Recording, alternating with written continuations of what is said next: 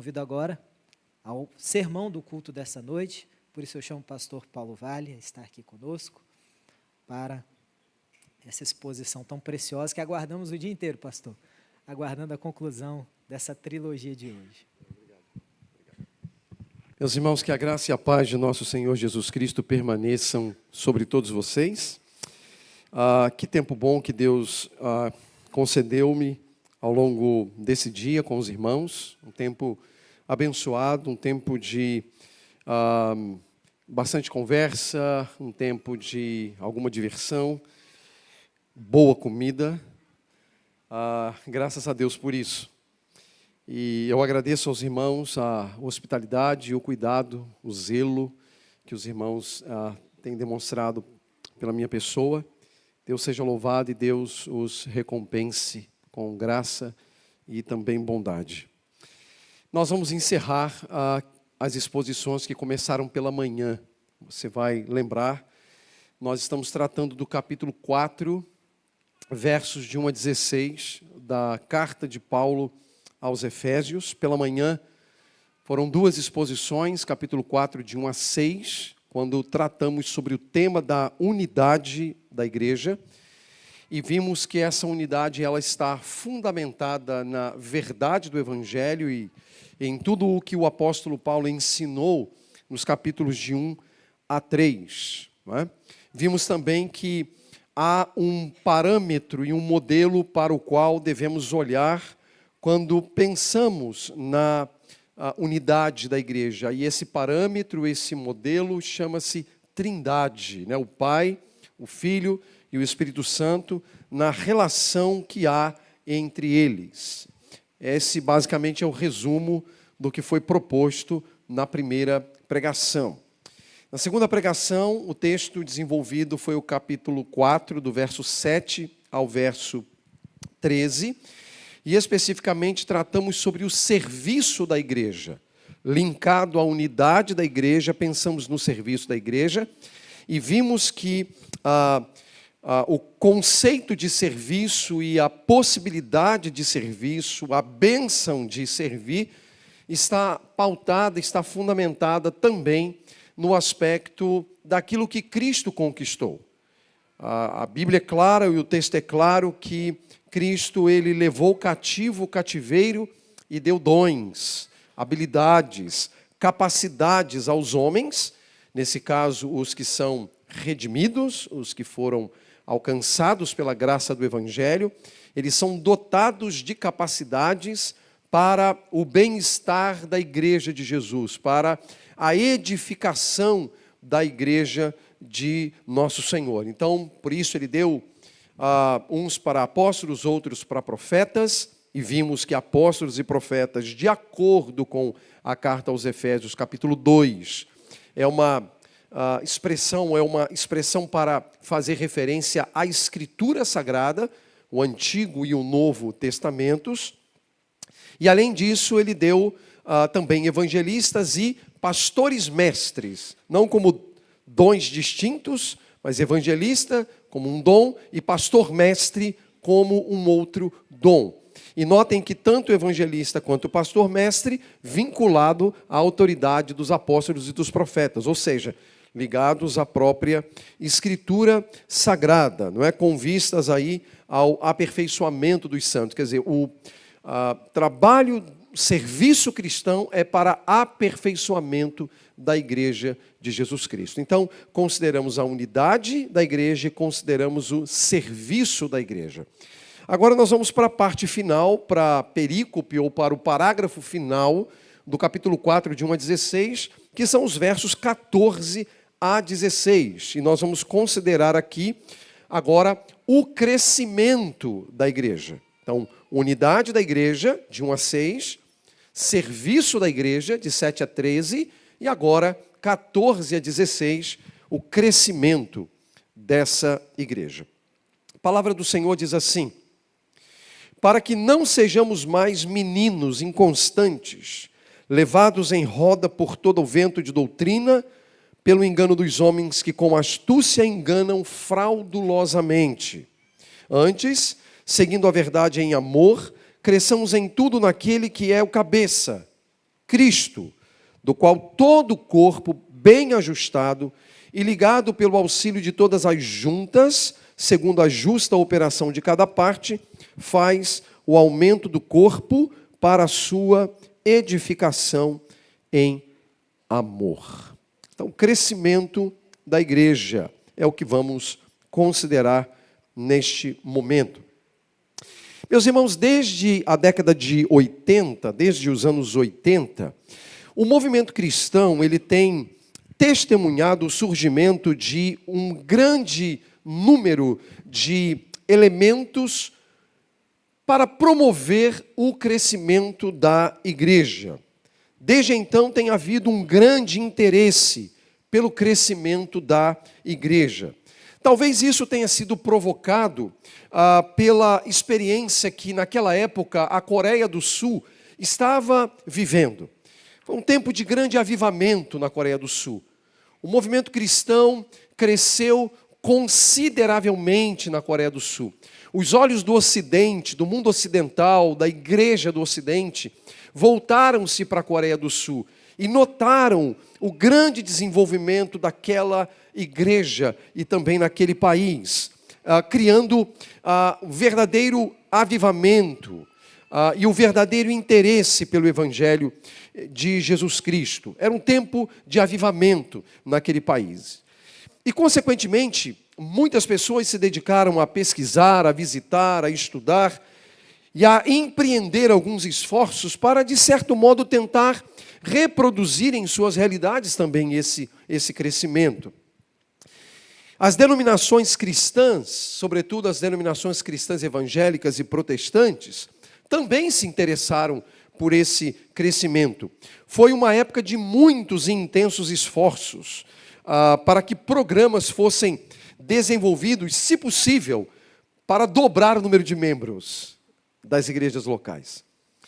Me recordo que na década de 90, que é uma década posterior a esse interesse, a década de 90 ela é marcada pelo surgimento de alguns modelos que poderiam ser utilizados pela igreja com o propósito de fazê-la crescer. Por exemplo, em 1990, Mark Dever criou um modelo que hoje nós conhecemos como 9 marcas.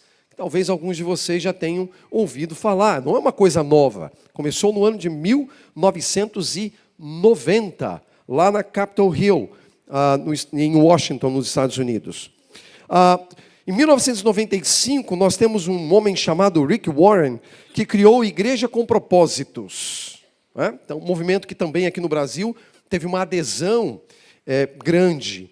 Em 1996, sobretudo no Nordeste, as igrejas do Nordeste adotaram o programa do Bill Hybels, chamado Rede Ministerial. Em 1997, foi criado por Christian Schwarz, o chamado desenvolvimento natural da igreja. E o que esses programas tinham em comum? Encontrar um modelo bíblico de crescimento de igreja. Todos estavam interessados e, de certo modo, ainda estão interessados em um crescimento que seja bíblico, algo que possa ser realizável no contexto da própria igreja. Só que também a gente precisa admitir que desde aquela época, muitas coisas apareceram e muitas coisas desapareceram. Algumas coisas puderam ser aproveitadas e outras nem tanto. E se você está no contexto da fé cristã há algum tempo, é possível lembrar, mesmo que eu não tenha citado aqui, de alguma coisa que foi feita para tentar fazer a igreja crescer. Atualmente, meus irmãos, isso não passou.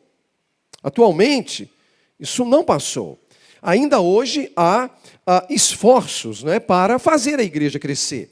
Só que hoje, talvez, os esforços eles estejam muito mais ligados aos aspectos estéticos do que necessariamente um programa, algo que possa ser utilizado por uma determinada comunidade cristã. Então, o que a gente tem hoje em linhas gerais? Deixa eu olhar aqui primeiro.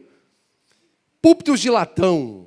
Quem ainda não viu? Não é? Igreja com seus púlpitos de latão para aproximar os jovens. Ok?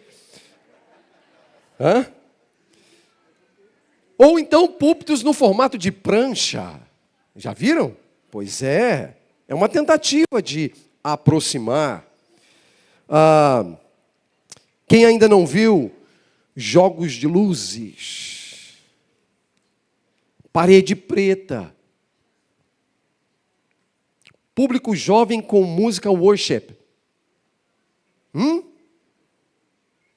parafernália musical, todo tipo de instrumento, todo tipo de tecnologia, que em si, devemos admitir, não são ruins.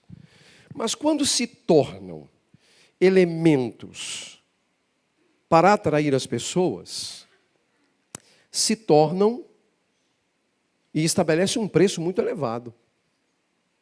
Porque normalmente não é o evangelho o elemento mais importante.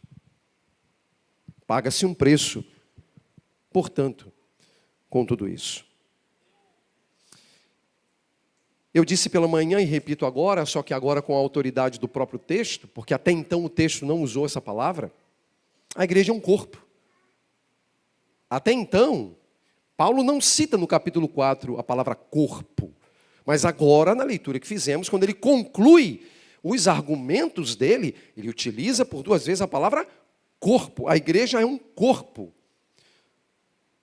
Cristo é o cabeça desse corpo, bem ajustado, ligado pelo auxílio de todas as juntas e segundo a justa operação de cada parte, faz o aumento do corpo. A igreja como corpo.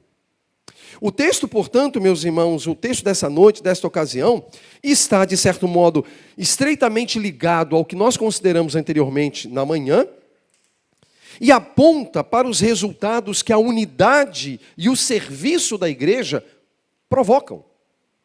O que Paulo está dizendo nos versos 14 a 16 dizem respeito aos resultados da unidade e do serviço realizado no contexto da igreja. E para Paulo, o resultado é o seu crescimento. O crescimento, o desenvolvimento da igreja.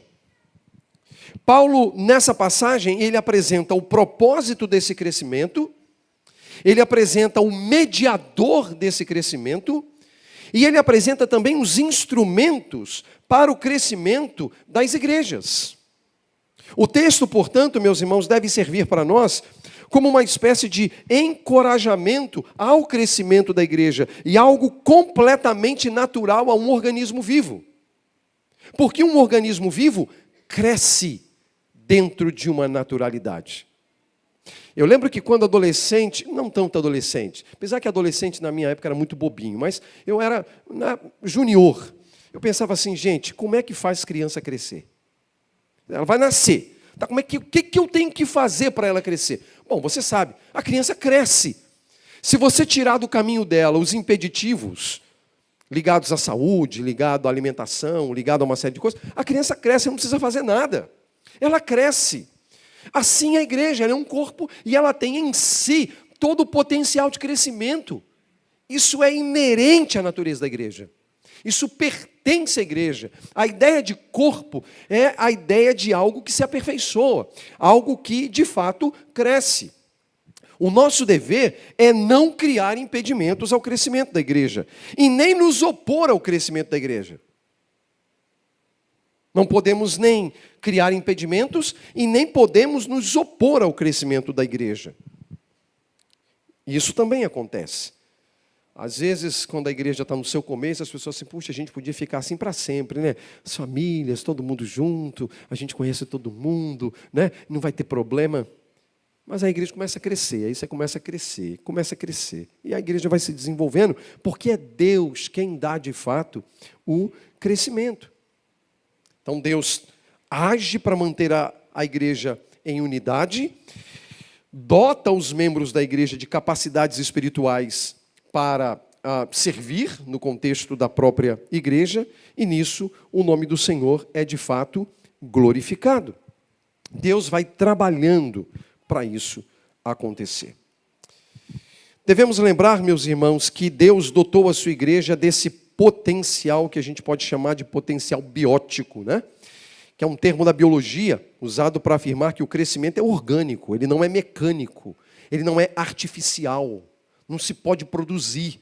Ninguém pode produzir crescimento de igreja. Não pode. E se a gente tenta, a gente se frustra. Ou se a gente tem um crescente número de pessoas, o que às vezes não indica crescimento. Ok? Que fique claro isso. Se o motivo não for o evangelho, nós não podemos categorizar isso como algo que Paulo está falando aqui. Mas é claro que, à medida que o evangelho é pregado, Deus vai se encarregando de atrair para si aqueles que pertencem a Ele. Isso é fato, porque a igreja, de fato, cresce, né? Mas não se dá para produzir crescimento. O crescimento é orgânico, não é mecânico, não é artificial, não é algo que possa ser humanamente fabricado. E talvez esse seja o problema atual. Nós vivemos com tentativas e tentativas e tentativas e tentativas de fazer a igreja crescer, desperdiçando energias. Essa talvez seja a razão para tantos líderes cristãos fazerem novas e novas concessões, até o ponto de se esgotarem emocional e espiritualmente, pelo desperdício de energia. E essa é uma questão com a qual a gente precisa lidar. O fato é, meus irmãos, que nada impede o crescimento da igreja. Lembrem-se do que Jesus falou: as portas do inferno não prevalecerão contra ela. Isso é fato. E Jesus disse isso. E ele não mente. As portas do inferno não prevalecerão contra ela. Portanto, a semelhança de uma criança que cresce e se desenvolve, mas precisa lutar contra muitas alergias, precisa lutar contra muitas enfermidades que não são em si mesmas letais. A igreja também tem as suas alergias, né? A igreja também tem as suas enfermidades. A igreja tem o seu resfriado, a sua gripe. De vez em quando a gente está gripado. O corpo está gripado, né? O corpo sente por alguma circunstância, por alguma situação, por algo, não é, que está incomodando, que está preocupando. A igreja tem isso porque é um corpo. É um corpo. É o corpo vivo de Cristo, não é? É a igreja. Às vezes também isso ocorre pela hostilidade causada pelos falsos mestres. Pessoas que proclamam mentiras acerca do evangelho, ou às vezes pela imoralidade de um ou outro membro, ou o orgulho daqueles que acham que se as coisas forem feitas a seu modo, lembra? Se as coisas forem feitas a seu modo, não, então se for do meu jeito, vai crescer. Vai crescer. Eu tenho aqui uma aura que diz que se eu falar, vai crescer, a igreja vai andar. Meus irmãos, a igreja cresce, independente de qualquer coisa. Mas também preciso dizer uma outra coisa antes de entrar no texto. O crescimento da igreja não diz respeito a crescimento de estrutura. Pelo menos não primariamente. Às vezes, é claro, as estruturas elas vão acompanhar o crescimento da igreja. Mas não que o crescimento das estruturas seja de fato, ou possa ser de fato caracterizado como um crescimento. A igreja jamais alcançará o seu objetivo fazendo acréscimos às suas estruturas. Mas o crescimento da igreja é o tipo de expansão como o fermento entre os que não conhecem a Cristo. O fermento ele é capaz de levedar a massa toda. Ele faz este trabalho. E essa é a necessidade da igreja no mundo. Amadurecer pela mediação de Cristo, pelo serviço dos seus membros, para tornar Deus e o seu evangelho conhecidos. Esse é o ponto com o qual a gente precisa lidar. Mas a gente vai olhar novamente para o texto. E a gente vai considerar aqui alguns pontos. Primeiro eu quero chamar você a considerar o propósito do crescimento da igreja. Existe uma razão para a igreja crescer. E aí, você vai notar que crescimento aqui não é necessariamente apenas um crescimento numérico. Há algo mais em jogo aqui, sobre o qual Paulo fala. Depois a gente vai olhar sobre o mediador desse crescimento e quais os instrumentos usados por Deus para esse crescimento. Então vamos começar. Quero convidá-lo a ler o verso 14 novamente. Nós vamos ver aqui o propósito do crescimento da igreja. Qual é o propósito do crescimento da igreja, do desenvolvimento do corpo? O verso 14 diz assim: para que não sejamos mais meninos inconstantes, levados em roda por todo vento de doutrina, pelo engano dos homens que com astúcia enganam fraudulosamente. Então, está claro para nós aqui, pela linguagem que Paulo utiliza, e pela primeira vez ele usa essa linguagem nesse texto todo, há hostilidades ao Evangelho. E, de certo modo, os crentes de Éfeso estavam enfrentando algum tipo de hostilidade por causa do Evangelho. Por que digo isso? Porque ele vai falar de vento de doutrina, ele vai falar de engano dos homens que com astúcia enganam fraudulosamente. Então não podemos fechar os olhos para algum grau de hostilidade que a igreja de Éfeso estava enfrentando. E é exatamente no contexto da hostilidade que nós nos revelamos. No contexto do falso ensino que nós nos revelamos. No contexto do vento de doutrina, que nós nos revelamos. Porque, diante desse cenário, duas coisas são possíveis. Agir como homem ou agir como menino. Agir como homem ou agir como menino. E observem que tudo isso, a unidade, o serviço, é para esse crescimento. O propósito é não sermos como meninos inconstantes. E a ideia aqui é muito interessante. Vocês vivem numa região de praia, né? Então vocês sabem muito bem os fenômenos que ocorrem numa praia. Embora eu viva numa região que não tenha praia, tenha muito pó de aço, né? Praia mesmo não tem, mas eu sou da cidade do Rio de Janeiro, então vivi muitos anos na cidade do Rio de Janeiro com praia, né? Eu ia à praia, como alguns de vocês também, talvez quando crianças foram à praia. Eu não sei como é que diz aqui, mas no Rio a gente fala tomar caixote. É isso mesmo? Tomar um caixote, você entra no mar e a onda te dá uma banda, te dá uma rasteira e você... Né? Como é? Caldo, tomar um caldo. Tomar caldo lá é outra coisa, né? Mas tomar um caldo, é um caixote, né? O que o texto está falando é exatamente isso. Meninos inconstantes aqui é a cena, é exatamente essa palavra que Paulo usa. É a cena quando você coloca uma criança dentro d'água, no mar, especificamente no mar, e Éfeso era também uma região litorânea, né? Ficava ali próximo ao mar Mediterrâneo. E aí a onda jogava a criança para lá, jogava a criança para cá, jogava a criança para lá, jogava a criança para cá, de acordo com o vento. Porque você sabe, as ondas são, de certo modo, influenciadas pelos ventos. Não à toa que Paulo fala de vento de doutrina e de menino inconstante, que é jogado de lá para cá e de cá para lá.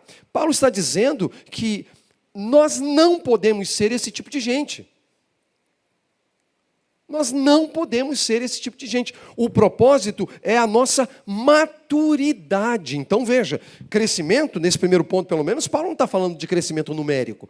Ele está falando de crescimento, e eu vou usar aqui o que Paulo disse na perícope anterior, que foi pregada de manhã, para nós chegarmos a estar na estatura da plenitude de Cristo, chegarmos à altura de Cristo. Crescer, amadurecer. O propósito, portanto, desse crescimento sobre o qual Paulo fala aqui, o apóstolo Paulo fala, é o amadurecimento. Irmãos, nós precisamos amadurecer. Nós precisamos caminhar para o amadurecimento. A maturidade, meus irmãos, é uma virtude que, no caso de um cristão em relação à sua fé, deve sempre ser almejada. Precisa ser sempre desejada. Não somos, irmãos, levados a Cristo para continuarmos sendo quem nós somos. É preciso conhecer mais a Deus. É preciso conhecer mais a palavra de Deus. É preciso nos aperfeiçoarmos na oração. É preciso nos aperfeiçoarmos no serviço. Essa maturidade é aquilo que o apóstolo chamou de homem perfeito. E tudo isso ocorre no contexto da diligência pela unidade da igreja e pelo serviço cristão. De acordo com as Escrituras, é ter a mente de Cristo. Isso é maturidade. Ter a mente de Cristo. Agora, irmãos, Essa maturidade, ela não surge aleatoriamente, mas ela é o resultado da operante graça de Deus em nós. Claro, também de nossa diligência em disciplina espiritual. Sim. Não leva apenas a pessoa a crescer na fé, mas também o corpo do qual essa pessoa participa, ou no qual essa pessoa está. Ela cresce, mas o corpo cresce com ela, porque ela está cumprindo o seu papel dentro do corpo. E pelo seu crescimento, essa pessoa será útil para encorajar os fracos na fé. Essa pessoa será útil para socorrer os necessitados. Ela será útil para exortar os vacilantes. Ela será útil para chorar com os que choram, se alegrar com os que se alegram. Maturidade. Hoje, no dia de hoje, devemos ter avançado em relação a ontem, meus irmãos. E amanhã, nós teremos que ser melhores do que nós somos hoje. Isso é maturidade, é crescimento constante na fé. Mas o texto também apresenta-nos no verso 15 o que a gente chama de mediador do crescimento da igreja. E o verso 15 diz assim: antes, seguindo a verdade em amor, cresçamos em tudo naquele que é o cabeça, ou a cabeça, Cristo. Quando a gente pensa na mediação, a gente geralmente pensa em mediação para a salvação, né? E de fato é. Cristo é o único mediador entre Deus e os homens para a nossa salvação. Mas Ele também é mediador de outras coisas. Ele é mediador da nossa oração. Nós não oramos em nome de Jesus? Ele é o nosso mediador. Mas Ele também é o mediador do crescimento. Ele é o mediador do crescimento. E o que Paulo diz é, antes, seguindo a verdade em amor, verdade e amor, seguindo a verdade em amor, cresçamos em tudo naquele que é o cabeça. E é muito interessante, porque veja só, eu não tenho como dar uma ordem para um ser vivo e dizer, cresça. E aí você assistir a pessoa crescendo. Você tem como fazer isso? Não tem, né? Crescimento não vem por ordem. Você não tem como dar uma ordem, um imperativo. Dizer, ó, cresça. A gente até pode fazer isso. Eu ouvi isso do meu pai e da minha mãe muitas vezes. Ó, rapaz, cresce. Vê se cresce, quando ele estava me dando bronca, né? Vê se cresce. Vê se amadurece. Mas não é disso que Paulo está falando. Ele está falando, ele está levantando a hipótese se podemos ou não dizer a alguma coisa, cresça. E aí a coisa vai crescer imediatamente diante dos seus olhos. Não. É óbvio que não é isso. Quando Paulo fala, cresçamos em tudo naquele que é a cabeça, ele está usando o princípio biótico de que a igreja vai crescer. Ele está dizendo, ele usando esse verbo, ele está falando de algo que naturalmente vai acontecer. A igreja vai crescer. Ela vai se desenvolver. E aí temos duas questões para as quais olhar. Primeiro, o elemento individual. Quem está em Cristo vai crescer. Quem está em Cristo cresce. Não tem como não crescer. Quem está em Jesus, recebeu a visitação da graça sobrenatural de Deus para a redenção, cresce. Isso é fato, irmãos. É fato, cresce. E, consequentemente, o corpo também cresce. Se é verdade que eu hoje preciso ter sido, ao longo do dia, melhor do que eu fui ontem, e amanhã eu precisarei ser melhor do que eu sou hoje, isso serve para a comunidade de Cristo também. Como comunidade de Cristo, vocês, à medida que o tempo passar, vocês precisam ser, como comunidade de Cristo, melhores. A igreja precisa amadurecer. Ela precisa caminhar, porque é o corpo crescendo. Então, cresçamos nele em todas as coisas. Ele é o mediador. Cristo é o mediador. Agora, notem, é óbvio, meus irmãos, que há muitos elementos que surgem para tentar impedir o crescimento da igreja, não é? Há agentes hostis que trabalham para impedir o crescimento da igreja. E como todo organismo em crescimento, sempre há agentes que operam contrariamente ao processo. Lembrem-se que sempre há ervas daninhas na vegetação, bem como vírus e bactérias no corpo humano, para tentar impedir, de alguma maneira, o bom funcionamento das coisas. E em relação à igreja, não é diferente. Há agentes internos que atuam em nossos corações, como o orgulho, e aí para ficar circunscrito ao texto que eu venho expondo, o orgulho, a concorrência, o monopólio, além de agentes externos, como homens, e Paulo chama de como homens fraudulentos, que transformam a verdade em mentira e transformam a verdade em sistemas perversos que se opõem a Deus e a sua palavra. Há sempre agentes internos e agentes externos, internos e externos, irmãos. E a igreja precisa lidar com essas questões.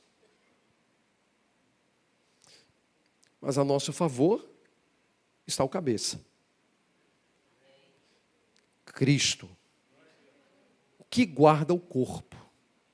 Cristo guarda o seu corpo. Cristo guarda o seu corpo. E deixe-me dizer uma coisa, o corpo de Cristo, ele pode ser, como disse hoje pela manhã, amputado na sua estrutura eclesiástica. Mas no dia de Cristo Jesus, quando ele voltar, não vai faltar nenhum dedo, não vai faltar nenhum membro, não vai faltar absolutamente nada. Do ponto de vista da visibilidade, nós podemos perder uma pessoa hoje ou talvez uma pessoa amanhã. Do sistema eclesiástico, da estrutura eclesiástica, da agência eclesiástica da igreja. Mas no dia do juízo, no dia da vinda de nosso Senhor, o corpo de Jesus está perfeito. Perfeito, não vai faltar absolutamente nada. Não vai faltar absolutamente nada. Por quê? Porque ele guarda os que são dele. Há hostilidades? Há. Há perseguição? Há. Há agentes internos atuando? Sim. Há agentes externos atuando? Sim. Mas, o que Paulo escreveu, e a gente precisa acreditar, é que em todas essas coisas, nós somos mais do que vencedores por aquele que nos amou. Então, nós temos garantias, nós temos segurança de que aquele que começou a boa obra vai terminar. Ele vai terminar. Cristo é o mediador do seu povo, é o mediador desse crescimento. Mas o texto continua e termina com o verso 16, onde Paulo apresenta instrumentos para esse crescimento. Verso 16, do qual todo o corpo, e aí obviamente pense comigo, o corpo aqui é uma expressão que está fazendo referência à igreja, ok? Corpo aqui é a igreja, do qual todo o corpo, bem ajustado,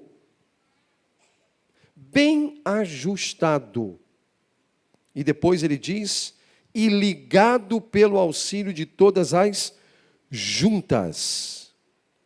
Literalmente, por todas as articulações. Essa seria a melhor tradução. Então, todo o corpo, bem ajustado por todas as articulações, conforme a medida de cada parte. Conforme a medida de cada parte. Então, observe. Agora, Paulo está olhando para os elementos constitutivos do corpo que a gente não vê. Por exemplo, as articulações, as juntas, os ligamentos, né? A gente não vê. Mas são os elementos que no corpo têm um papel extremamente importante. Juntas são os elementos que nos permitem locomover, por exemplo, pegar as coisas, andar, e coisas desse tipo. As juntas. As articulações ou os ligamentos, da mesma forma, têm um papel fundamental. E quando os ligamentos são rompidos, que estrago que faz. Você já deve ter, é possível que aqui haja alguém que já tenha rompido o ligamento. Eu já consegui romper os ligamentos totais do meu pé direito. Não me pergunte como, mas você já deve imaginar. Jogando bola. Total. Não ficou um para contar a história de um lado do pé direito. Total. Que trabalho, que loucura. Como locomove? Como é que faz? Não faz. Paulo está falando aqui que todo o corpo está bem ajustado e ligado pelo auxílio de todas as juntas ou de todas as articulações, conforme a operação, ou conforme a operação na medida de cada parte. Quer dizer, cada parte fazendo o quê? Cada parte do corpo servindo. Essa é a ideia. Cada parte do corpo servindo. Fazendo com que o corpo viva, seja produtivo, seja uma fonte de bênção para as partes constitutivas do povo. E tudo isso para o crescimento do corpo. Segundo a justa operação de cada parte, faz o aumento ou o crescimento do corpo para a sua edificação em amor. Então, Paulo está falando da edificação da igreja. Paulo está falando da construção da igreja. Paulo está falando do desenvolvimento natural da própria igreja. A igreja bem ajustada, conforme a medida de cada parte, ou conforme o texto diz aqui, a justa operação de cada parte. O crescimento, o desenvolvimento.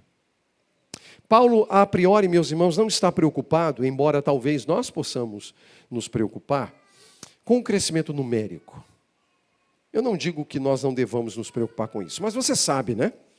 Crescimento numérico não é uma coisa que está na nossa mão. Isso não é uma competência minha, ou dos pastores da igreja, ou de qualquer membro. A gente não tem, humanamente falando, capacidade de fazer a igreja crescer. Numericamente falando. A gente não pode. Isso não é uma competência nossa. Isso pertence a Deus, pertence a Cristo. Ele faz isso, na medida que Ele salva pecadores. O crescimento do corpo é mediante, numericamente falando, mediante a conversão de pecadores. Isso não é uma competência nossa. A nossa competência é pregar o Evangelho, é anunciar o Evangelho, é chamar os homens a Cristo. Mas o poder para salvar não está na gente, está em Deus. Então, o crescimento numérico não é competência humana. Mas Paulo está falando de um crescimento que, de certo modo, é responsabilidade nossa. Crescermos em tudo naquele que é o cabeça, que é Cristo. Amadurecermos na fé. Nos desenvolvermos na fé. Para que então Deus sirva-se dessas coisas para abençoar a igreja, o corpo vivo de nosso Senhor e Salvador Jesus Cristo. Todo organismo em crescimento tem as suas lutas, tem as suas dificuldades. Na igreja não é diferente. A igreja não é diferente. Mas a igreja sempre suportou bem as lutas e as crises. Leia a história da igreja, você verá. Ou então converse com os irmãos mais velhos, né, que já têm uma vivência na fé, peça para contarem as suas experiências na fé. E você verá como é que Deus age, como é que Deus faz, quantas pessoas crescem e se desenvolvem. E sempre houve hostilidade, sempre houve problema no meio da igreja. Sempre houve. A nossa tarefa é permanecermos firmes em Cristo, firmes no Evangelho. Apesar das lutas, das dores, dos sofrimentos, firmes no Evangelho. Enquanto aguardamos o dia glorioso da vinda de nosso Senhor Jesus, que virá para buscar o seu povo. Irmãos, eu concluo aqui a exposição dessa passagem do capítulo 4, de 1 a 16. Eu não sei se você consegue perceber Creio que sim. Quanta riqueza nesses 16 versos. Quanta riqueza. Quanta coisa. Mas também quantos desafios, né? Ah, quantos desafios o apóstolo Paulo levanta aqui. Todos os desafios podem ser superados por uma razão. Há alguém que vai à nossa frente. E o seu nome é Jesus. É porque Ele vai à nossa frente que nós temos esperanças. A igreja pertence a Jesus. Foi por ela que Jesus morreu. Em sua unidade, em seu serviço, em seu crescimento, Deus é glorificado. E meus irmãos, todos vocês, devem se esforçar para manterem todas essas bênçãos e virtudes concedidas por Deus ao seu povo no contexto dessa igreja local. Isso é um empreendimento coletivo que depende do esforço de cada um. O esforço de cada um. Trabalhe. Seja um crente operante. Sirva a Deus. Sirva a Deus. Esforcem-se para louvar a Deus, para honrar a Deus, para servir a Deus e aos irmãos. Quanta coisa para ser feita. E às vezes, com tão poucos fazendo. E aí você lembra da história do parasita, né? A gente não pode ser parasita. Vocês devem se esforçar para manterem todas as virtudes concedidas por Deus ao seu povo. E o meu desejo, irmãos, é que Deus abençoe vocês. Que Deus lhes renove o ânimo, as forças, a coragem, o vigor para serem aquilo que Deus quer que vocês sejam. E lembrem-se da palavra ou do texto que me chocou naquele livro que eu li e que foi a minha palavra inicial na pregação de hoje de manhã, né? Uma igreja como nós a conhecemos, talvez impeça sermos a igreja que Deus quer. Então a gente precisa crescer, precisa amadurecer. Isso para a glória de Jesus. Deus abençoe vocês.